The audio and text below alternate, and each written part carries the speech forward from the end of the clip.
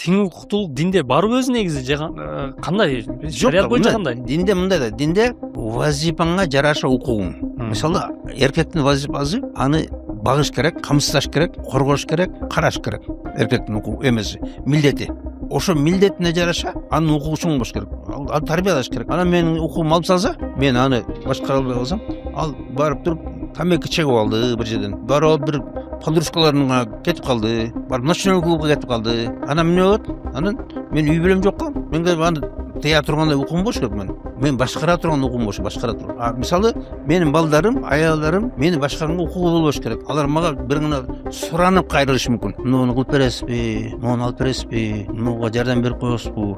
Болду. Десеңиз азыр чыгышат да, биз эмне келиндер кул болуп бардык беле. Ошондой болот. Аны мен айтам, мына келин да келип атат да. Мен кайненеге эмне коем? Сен кайнене менен кайната, алда үй кимдики? Бала кимдики? Сен ошолордун ресурсун колдоносуң. Мисалы, мына менин үйүмдө келин жашаса, бул жерде чоң үй деген чоң ресурс турат. Ичинде отоплениелер, газдар, канализация бүт бар. Менин ресурсум ал. Бала, менин ресурсум бала. Мисалы, келинге жанагындай окатына, кийимине бере турган ресурс ошонуку келинге.